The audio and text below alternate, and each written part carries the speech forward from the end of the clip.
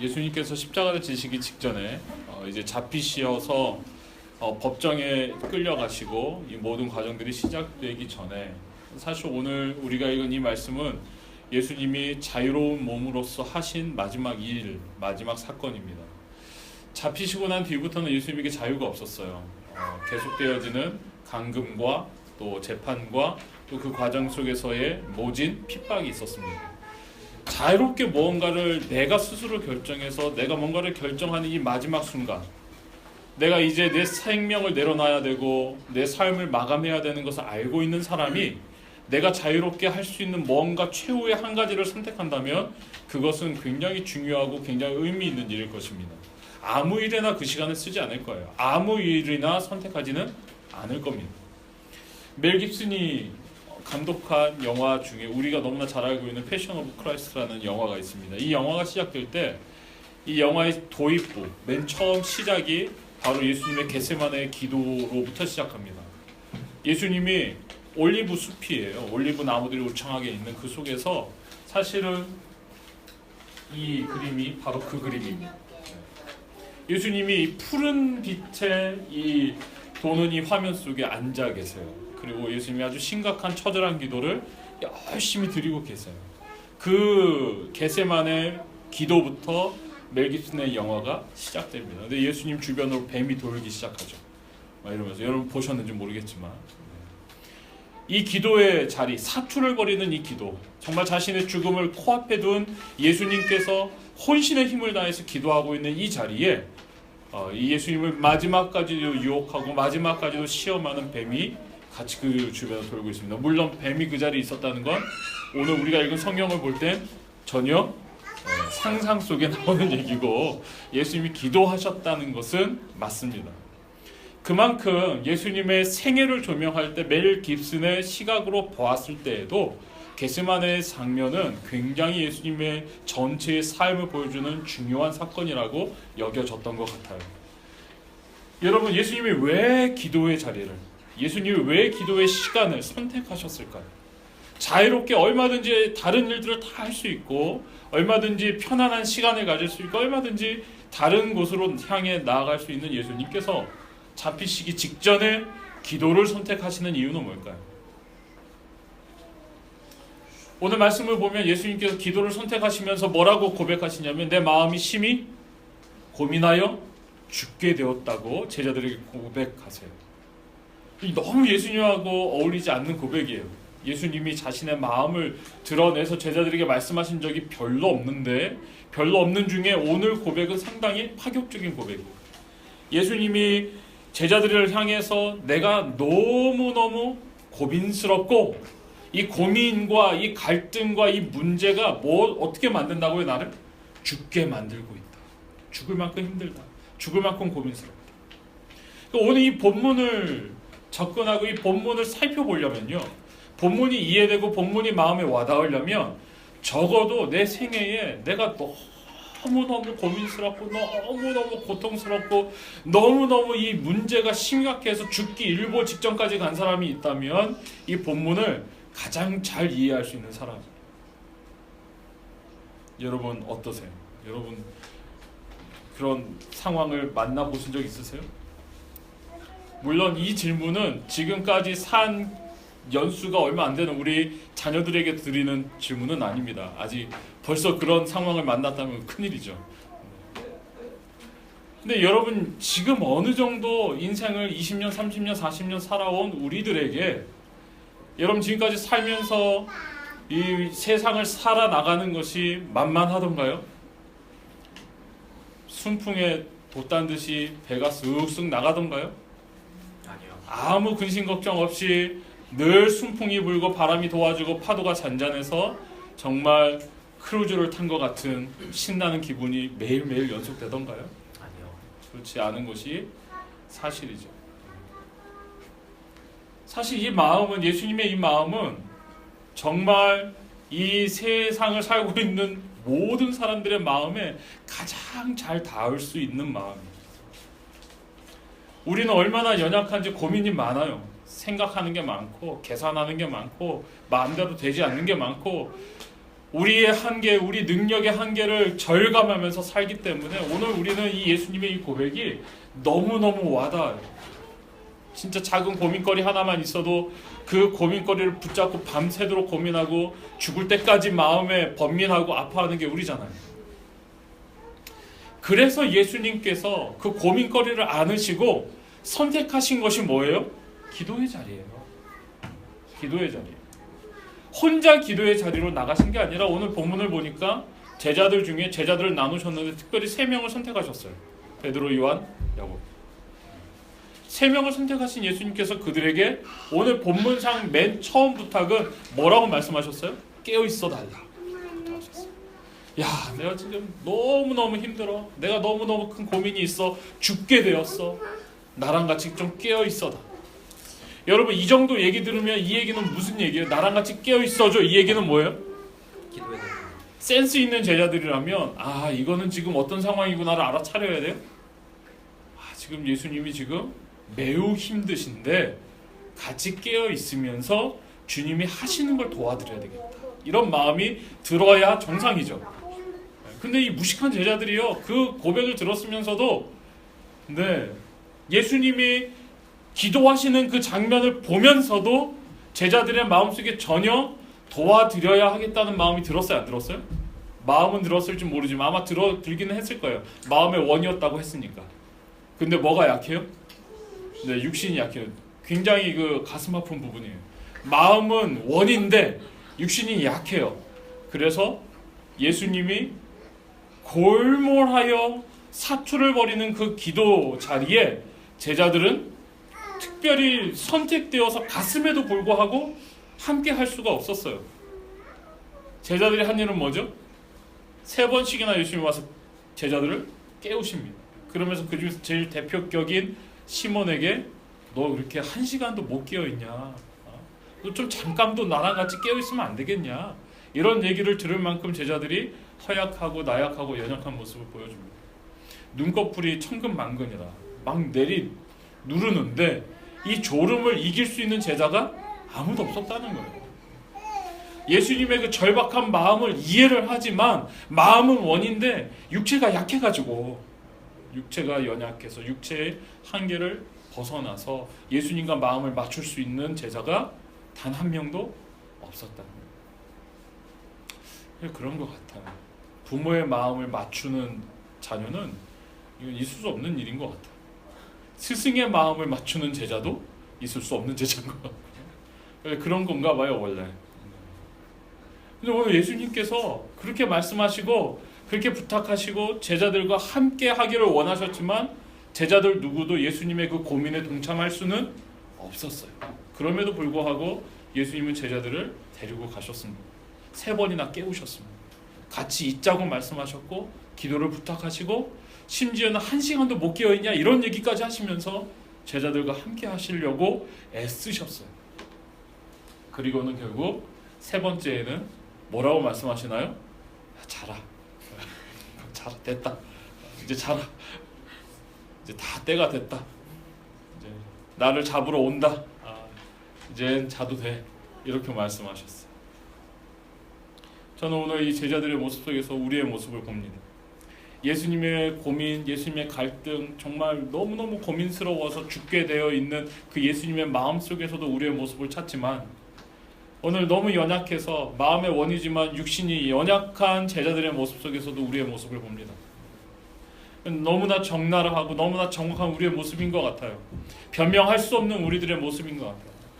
주님, 내가 정말 주님 앞에 원하는 것, 내가 정말 이루어드리고 싶은 것, 정말 아름다운 것들을 많이 꿈꾸고 소원하지만 내 마음이 원하지만 내 육신이 미치지 못하는 일들이 얼마나 많은지 모릅니다가 우리 대부분이 하는 고백 아닙니까?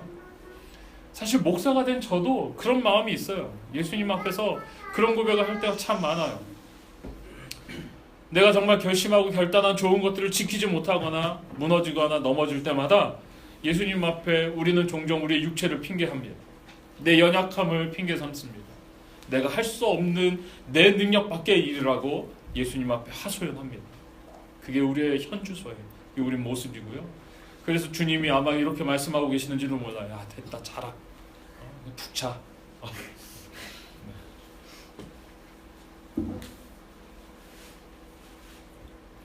여러분 여기서 우리는 기도에 대한 또 다른 질문을 좀 던져야 합니다. 그럼에도 불구하고 그런 제자들을 데리고 예수님이 끝까지 시도하셨던 게 뭐라고요? 기도예요. 제자들의 육체가 연약하여 실패할 걸 알면서도 예수님이 의도적으로 뭐 하는 모습을 보여주신 거예요? 기도하는 모습을 보여주신 거예요. 자신을 내리누르는 고통과 범인과 고민 속에서 예수님이 끝까지 기도의 자리를 지키는 모습을 누구에게 보여주고 싶으신 거예요? 제자들에게 보여주고 싶으신 거예요. 잠들 걸 알면서, 실패할 걸 알면서, 자신의 마음에 주파수를 맞추지 못할 걸 알면서 초청하시고 그 자리까지 끌고 가신 거예요. 거기서 우리는 기도하시는 주님을 만나는 거예요. 왜 주님이 마지막까지 기도의 자리를 포기하지 못하시는 걸까요? 왜 기도는 그토록 예수님에게 중요한 걸까요?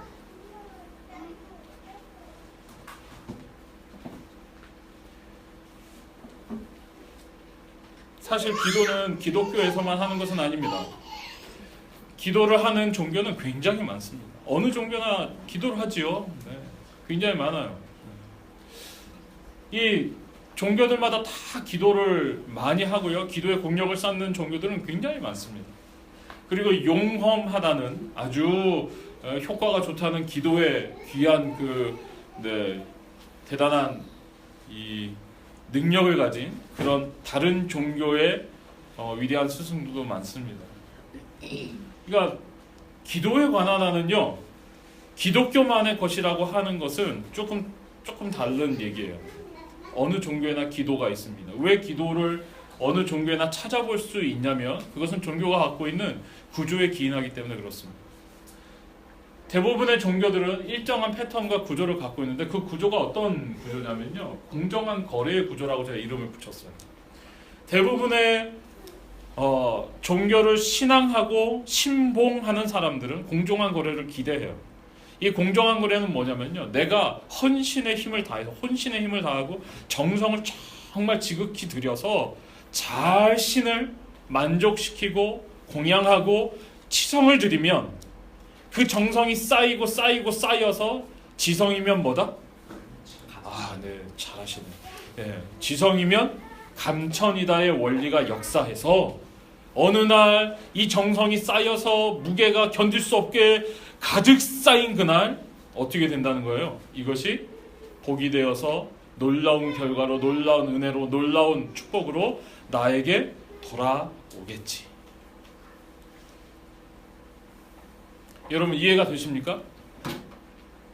이게 공정한 거래예요. 지금 여러분 어떻게 공정한 거래가 이루어지고 있어요? 신앙하는 사람이 뭐를 내고 있어요? 헌신했잖아요. 정성을 들였잖아요. 치성을 오랫동안 쌓아왔잖아요. 공덕을 쌓았어요. 그리고 그걸로 뭘 거래하는 거예요? 신을 만족시킨 뒤에 신이 내려줄 뭘 기대해요? 축복을 기대하는 거예요.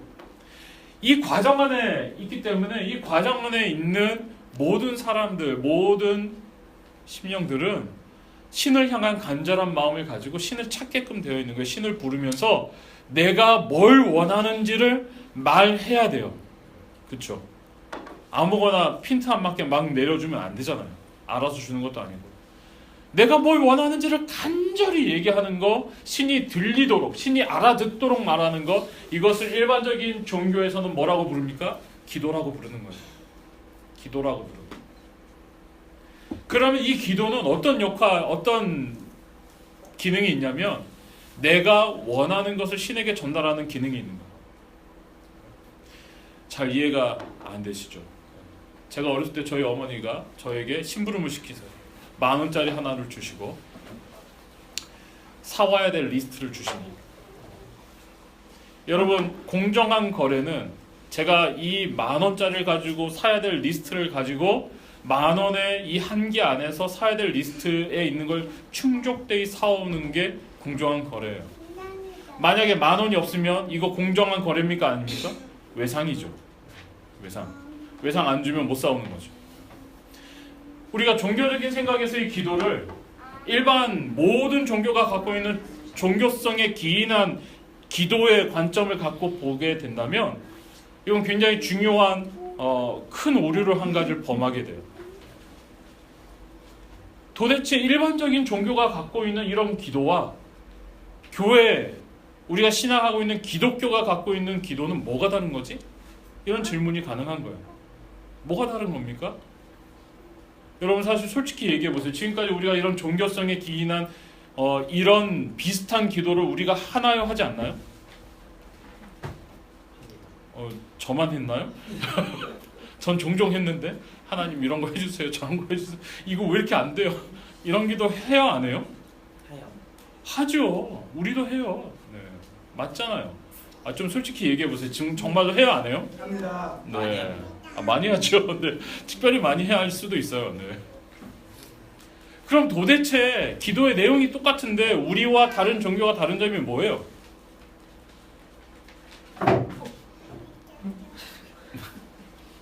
우리와 다른 종교가 다른 점이 뭐예요? 불공정해요. 네, 답을 미리 써놔가지고 네, 살짝 밑으로 먼저 내려오셨는데 네. 우리가 하나님 앞에 기도로 나아가는 것은 좀 다른 의미가 있어요. 이거는 공정한 거래에 속한 신에게 드린 내 정성의 대가를 요구하는 게 아니에요. 그게 아니에요. 우리가 하나님께 많은 걸 맡겨놓고 우리가 하나님 앞에 충분히 축복받을 만해서 하나님 이제 나를 좀 축복하시죠를 요구하는 게 아니에요. 이게 기도가 아니에요. 오늘 예수님이 우리에게 가르쳐 주시는 기도의 가장 큰 본질, 오늘 예수님이 우리에게 요구하고 계시는 기도의 자리는 하나님 앞에 마치 쇼핑 리스트를 가지고 나아가서 그 쇼핑 리스트를 하나씩 지워나가는 그런 기도의 자리가 아니에요.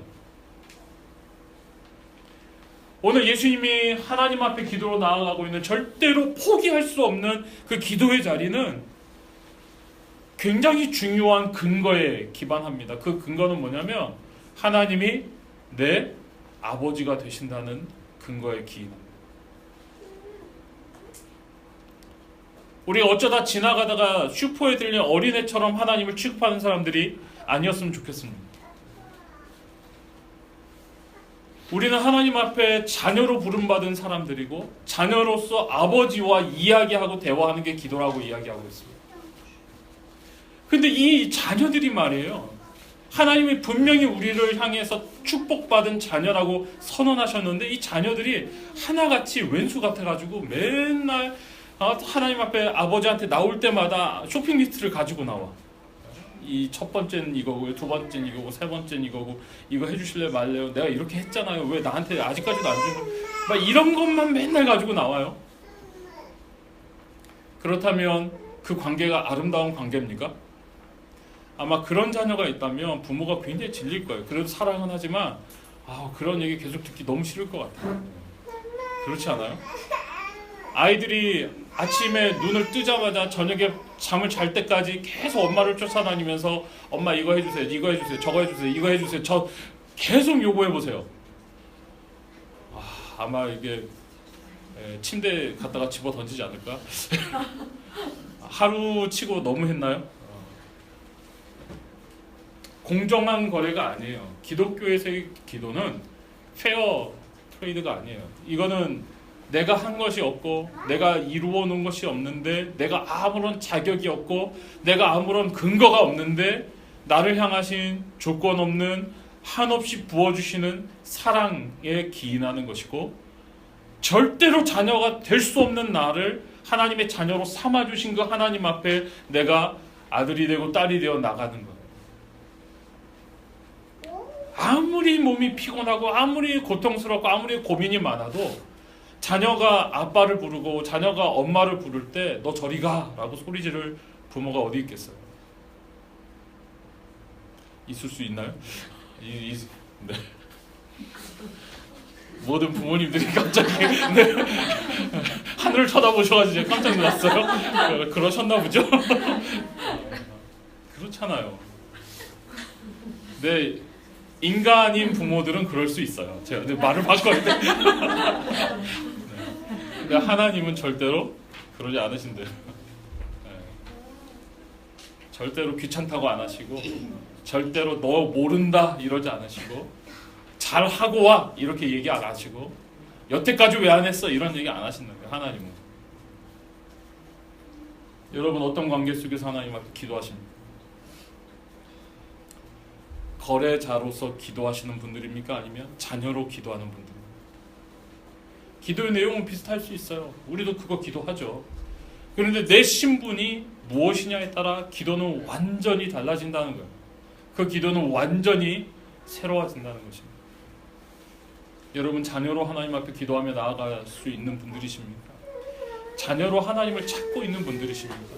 자녀로 하나님과 만나고 있는 분들이십니까?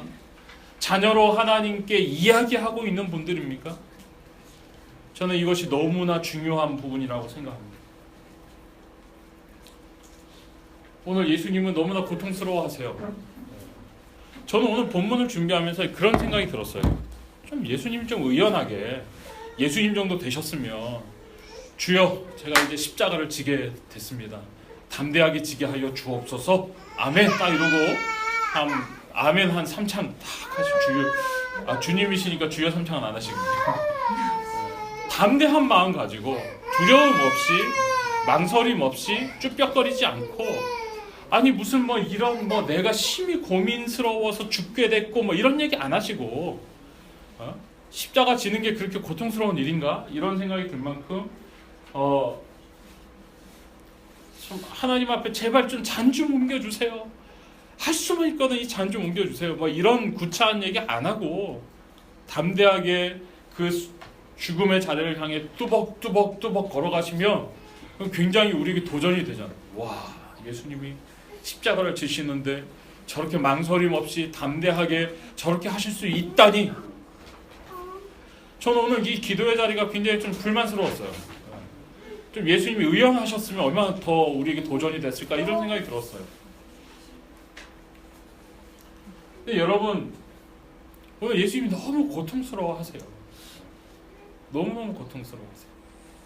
이 기도의 자리가 얼마나 고통스러웠냐면 누가복음 22장에 보면 예수님이 기도하시는데 기도하시는 자세부터 일단 일반적인 유대인들의 기도 자세가 아니에요. 유대인들의 기도는 서서 합니다. 손을 들거나 서서 기도하는 게 유대인들의 일반적인 자세예요. 근데 그 혼신의 힘을 다 짜내는 기도가 얼마나 힘들었냐면 예수님이 서 계실 수도 없었던 것 같아요.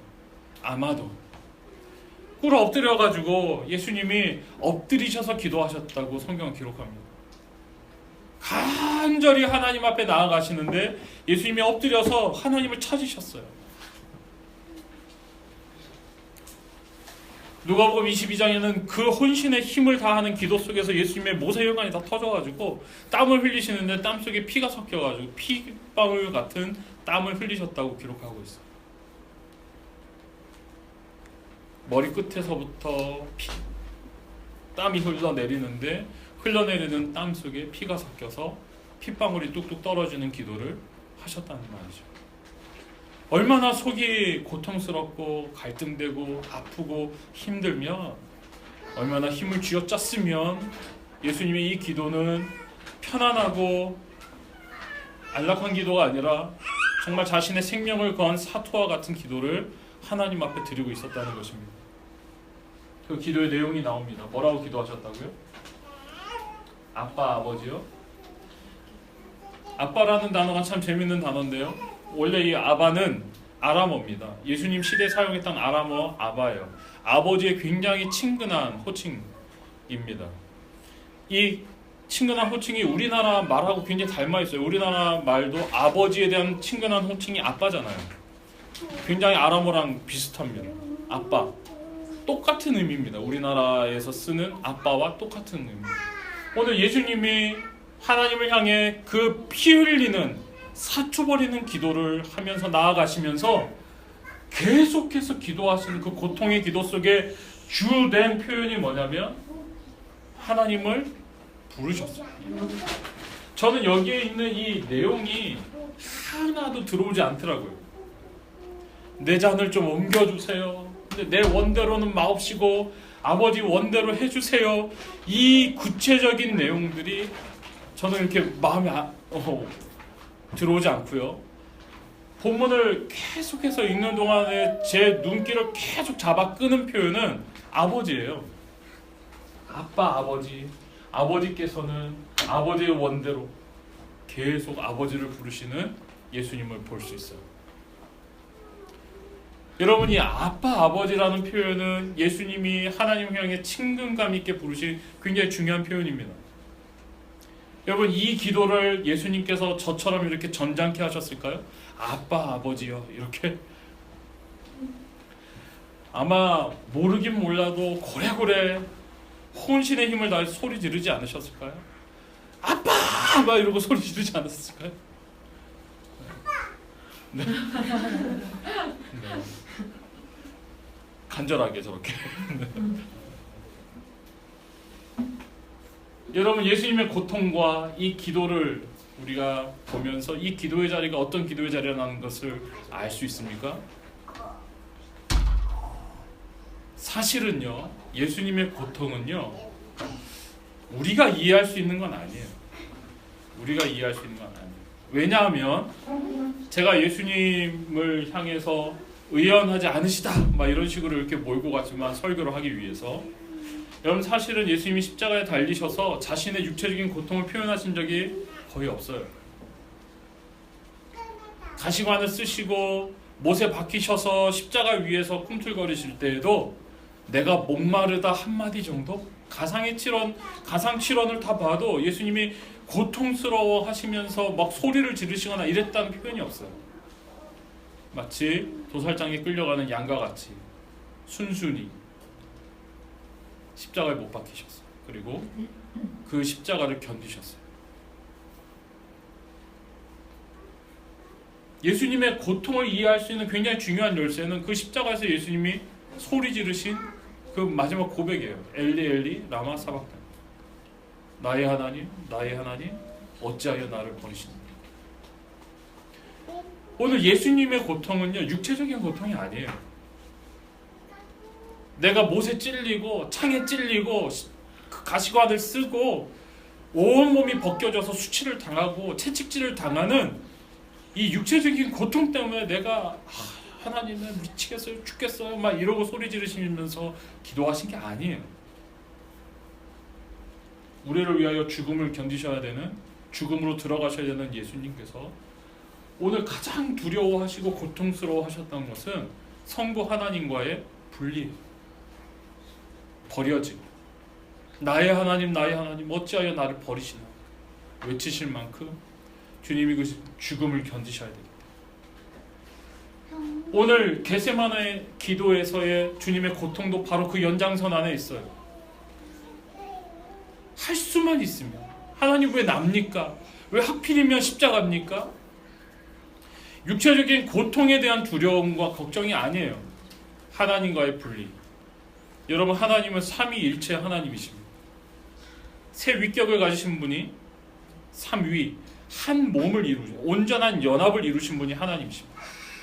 근데 하나님께서 우리를 구원하시기 위해서 그 연합을 깨트리셔요. 삼위일체의 자신의 속성으로 영원히 불변하는 영원한 성격을 갖고 계신 그 하나님께서 삼위일체의 그 연합됨을 깨트리세요. 그 주님이 죽음으로 사망을 경험하시는 거예요. 우리가 이해할 수 있는 고통은 아니죠. 근데 그 고통의 자리에서 우리가 이해할 수 있는 부분은 이런 거예요. 그 고통의 자리에서, 고통을 앞두고 주님이 뭐 하셨다? 기도하셨다는 거예요. 기도. 하나님과의 관계를 누리십니다. 그러니까 주님의 기도는 어떤 겁니까? 이런 거예요. 제가 분명히 이제 하나님과의 그 하나됨을 깨어져서 제가 사망으로 던져지고 버림받고 그 죽음 가운데 들어가게 될 것을 알고 있습니다. 근데 하나님 그래도 나와 함께 하실 거죠. 성부 하나님 그래도 나를 사랑하시죠. 성부 하나님 그래도 내 손을 잡아주실 거죠. 성부 하나님 내가 버림받지만 영원히 버림받는 게 아니죠. 그 기도를 드리고 계시는 거예요. 이것이 우리를 향하신 주님의 사랑입니다. 우리를 향하신 그 주님의 사랑입니다. 그 기도를 드리는 그 자리에 주님이 계속 제자들을 초청하고 계세요.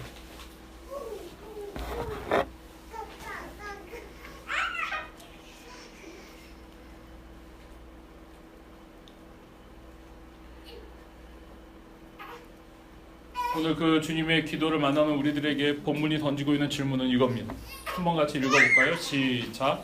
기도는 당신의 무엇을 바꾸고 있는가? 너무 고통스럽고 두려움이 있고 아픔이 있는 그 자리에서 주님이 멈추지 않고 기도의 자리를 향해 계속 나아가셨던 것처럼 기도가 단순히 내가 원하는 것에 대한 하나님께 드리는 어떤 리스트가 아니라 관계에 기인한다고 제가 얘기했던 거죠. 여러분, 하나님과 관계하는 기도 속에서 우리는 무엇이 바뀌고 있습니까? 사람이 참 재밌는 존재, 굉장히 재밌는 존재인데 사람이 누구를 만나느냐가 되게 중요해요. 굉장히 중요합니다. 그래서 결혼을 잘하라고 그러잖아요. 다 결혼 잘 하셨죠? 네. 네. 아멘이 없으신데.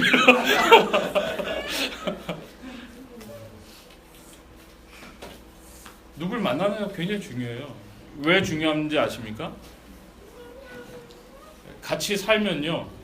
같이 살면 영향을 받습니다. 아주 심각하게 영향을 받습니다.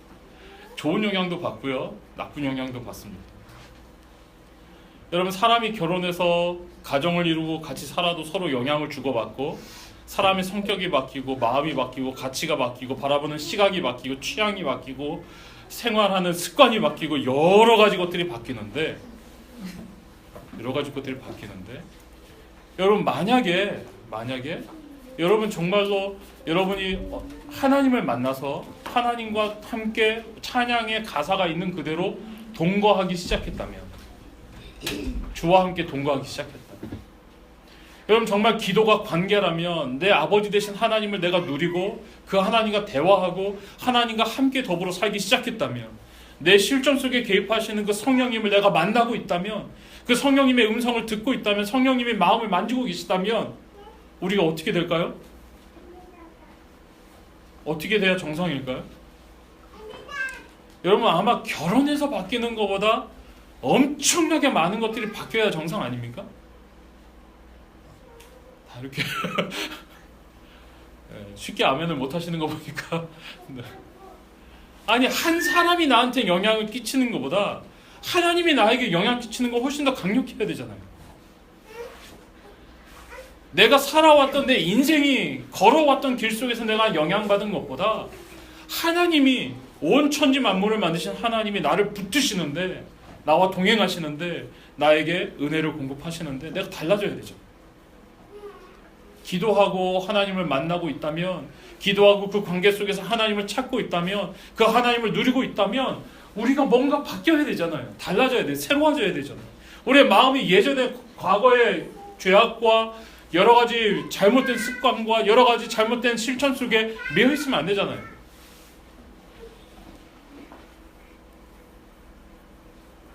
우리 기도에 대한 굉장히 중요한 질문은 이거예요. 주님이 고통, 그 두려움, 그 아픔을 가지고 아빠를 부르셨어요. 아빠 부르셨어요. 해결되어서 이것이 상황이 바뀌어서 다른 방법이 제시될 수 없다는 걸 너무 잘 알고 계시는 주님이 그 고통의 상황, 그 십자가를 잘 감당하기 위해서 아빠를 부르셨어요. 사명 앞에서, 자신이 달려가야 될 길 앞에서 주님이 아빠를 부르셨어요. 여러분 언제 아빠를 부르십니까? 언제 부르세요?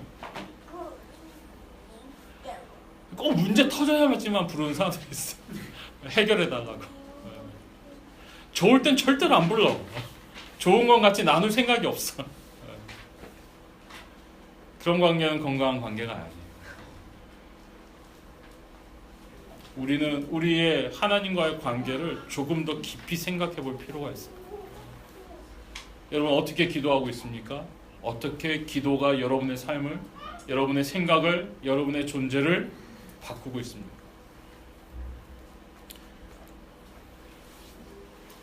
우리가 기도하는 굉장히 중요한 목표는 기도로 말미암아 다른 사람들 앞에 증거가 되기 위한 게 아닙니다. 기도에 능숙한 사람들로 사람들 앞에 본이 되기 위한 게 아닙니다. 기도를 나는 한 번 기도하면 3시간에 이런 걸 자랑하기 위한 게 아닙니다. 정말로 죄송하지만 기도하는 가운데 방언을 못한다 해도 아무 문제 없습니다. 그게 우리의 기도의 기준이 아닙니다. 기도하는 가운데 환상을 보지 않았다 할지라도 괜찮습니다. 그게 우리 기도의 기준이 아니에요. 오늘 주님이 우리에게 보여주시는 기도의 기준은 기도하면 바뀌어야 된다, 변화해야 된다. 기도하면 그 하나님의 마음을 누려야 된다는 거예요. 기도하는데 하나님의 마음을 누리지 못한다면 그건 정말 이상한 일, 희한한 일. 기도하는 사람은 하나님의 마음을 누려야 돼요. 기도하는데 하나님의 마음을 누리지 못하는 사람이라면 기도 안 하는 거예요. 이렇게 생각할 수 있어요. 내가 어차피 하나님의 마음 잘 못 누리는 거 아예 기도 안 하고 살겠다. 네. 그럼 크리스찬이 아니에요. 제발 그렇게 생각하지 마세요. 기도 안 하고도 난 잘 살 수 있어가 가장 위험한 상태고요. 기도하는데 하나님의 마음을 누리지 못하는 건 안타까운 상황이고요. 가장 정상적인 상황은 기도할 때 하나님의 마음을 누리고 그 마음을 누리는 것 때문에 내 마음에 벅차오르는 사랑이 있고 벅차오르는 격려가 있고 벅차오르는 은혜가 있어서 내가 다른 사람을 향한 내 태도와 말과 마음의 중심이 조금씩 바뀌어가는 걸 경험하는 거예요. 그게 기도예요. 기도의 능력은 그렇게 나타나는 겁니다. 그래서 기도해야 합니다. 저는 이렇게 자녀 교육에 굉장히 관심이 많고 제가 전공이 교육이어서 아이들이 어떻게 인지가 발달되고 신앙이 발달되는지에 대한 관심이 굉장히 많아요. 그런데 이렇게 보면 어린 아이들의 굉장히 보편적인 특징 중에 하나가 뭐냐면 아이들이 어린 아이일수록 여러분 굉장히 보편적인 특징이 자기 욕구에 충실해요. 여러분 굉장히 어린 아이인데 자기 욕구에 충실하지 않은 이타적인 아이를 만나보신 적이 있으신가요? 굉장히 박애하고 굉장히 희생적이고 모든 걸 다 참고 배려하고 이런 아이를 그건 아이가 아니죠. 그런 애들은 좀 잘못된 아이예요. 심각한 거예요. 굉장히 많이 눈치 보고 굉장히 많이 이렇게 쭈뼛거리고 자기를 제어하고 이렇게 참아내는 아이들은요. 만약에 여러분이 그런 아이를 보셨다면 여러분 뭘 의심하셔야 되냐면 학대 상황이 있었지는 않은가를 의심해 보셔야 돼요. 어렸을 때부터 아주 일찍부터 학대 상황에 노출된 아이들은 눈치 보고 자신이 없고 시키는 대로 가만히 있고 이런 스타일의 아이들이 많습니다. 근데 여러분 아이 때는 괜찮잖아요. 그래도 좀 자기 중심대로 살아야죠. 근데 성장하면서 우리가 건강하게 배우는 것 중에 하나가 뭡니까? 성장하면서 배워야 되는 건 뭐예요? 지금이 뭐 하는 시간인지 알아야 되고, 이 상황에서의 가장 올바른 태도는 뭔지도 알아야 되고, 이거를 나쁘게 배우면 안 되고 건강하게 학대 상황에서 배우면 안 되고 건강하게 배워야 된다는 거죠. 건강하게. 이걸 제일 건강하게 배우는 건 뭔지 아세요? 어린아이가 성숙해가면서 그걸 제일 건강하게 배우는 상황. 그건 부모들이 자기 마음을 보여줄 때 배우는 거예요. 옳은 게 뭔지를 선언해서 가르치는 게 아니라 자기 마음을 열어서 보여줄 때 배우는 거예요. 내가 너를 너무너무 사랑하는데 지금은 아빠가 엄마가 이런 모습으로 예배드리고 있으니까 이런 걸 하고 있으니까 이런 게 제일 좋은 모습이야. 이게 자꾸 마음으로 보여지는 거, 마음으로 와닿는 거. 내가 사랑하는 아빠와 엄마가 지금 이런 모습으로 이렇게 하기를 원하는구나를 건강하게 배우는 거. 여러분 우리가 하나님의 마음을 자꾸 접하고 그 마음을 배우는 게 뭡니까? 기도예요. 그래서 기도하는 사람은 반드시 성숙하게 되어 있어요. 기도하는 사람은 자꾸 하나님의 마음을 접하기 때문에 사물을 보는 시각과 가치가 달라지게 되어 있어요. 기도하는 사람은 극심한 고통의 상황에서도 하나님이 자신을 향한 손길을 분명히 보는 이유가 있는 거예요. 무엇을 해야 하는지, 무엇이 내가 사는 길인지, 무엇이 하나님을 영광스럽게 하는 일인지 기도하는 사람은 보는 거예요. 기도하는 사람은 확신하는 거예요. 그래서 그것을 향해 걸어갈 수 있는 힘이 생기는 거예요. 이것이 신앙적인 성숙이라고 우리가 부를 수 있는 것입니다. 우리는 하나님 앞에서 진짜 크리스찬이 되기 위해서, 정말로 하나님을 사랑하는 크리스찬으로 살기 위해서 기도를 반드시 배워야 하고요. 기도해야 합니다. 다시 이야기를 되돌려서 우리의 현실로 돌아오면, 오늘 예수님이 이렇게 와보니까 제자들이 다 널브러져서 자고 있어요. 역시 오늘 본문을 마무리하면서 제가 여러분들과 마지막으로 나누고 싶은 것은 너희가 한 시간도 깨어 있을 수 없더냐라는 예수님의 말씀입니다. 근데 너무 은혜가 되는 것은 그렇게 잠들어 있는 제자들을 향해서 너희는 이제 끝이야 뭐 이렇게 말씀 안 하시고 버리고 가는지. 다시는 나한테 말하지 마 뭐 이렇게 예수님이 버리지 않으시고, 마지막 말이 너무 은혜가 돼. 이제 자라. 자라. 박 목사님 좀 잠이 많으세요. 자라. 그리고 나를 잡으러 오는 사람들이 왔으니 같이 가자. 이게 예수님의 말씀이셨어요. 같이 가자. 예수님은 그 급박한 상황 속에서 제자들을 절대로 놓지 않으세요. 혼내지 않으시고, 겁박하지 않으시고, 수준을 평가하지 않으시고, 왜 그 모양이냐고 얘기 안 하고, 그리고 무엇이 옳은지를 계속 말씀해 주시다가 한계에 이르렀다는 것을 아셨을 땐 편안하게 해주시고, 하지만 끝까지 동참시키세요. 동참. 저도 그 예수님을 너무 닮고 싶어요. 닮고 싶어. 기도해야 되겠죠 아마. 네. 우리는 참 약한 존재입니다. 우리 정말 연약합니다. 우리도 한 시간 깨어있기도 힘든 존재인 게 사실입니다. 사실이 그렇잖아요. 그래서 할 수 없다가 아니라 그래서 예수님이 필요하다로 결론 내려졌습니다. 우리는 여기서 더 나아갈 수 없다가 아니라 그러니까 너무나 주님이 필요하다. 그러니까 정말 주님을 붙잡고 싶다. 그러니까 정말 기도하시는 주님을 배우고 싶다. 그 자리에 함께하고 싶다. 그럼에도 불구하고 그 자리에 주님과 함께 하고 싶다. 이런 마음이 우리 가운데 부어지기를 간절히 소원합니다. 기도하겠습니다.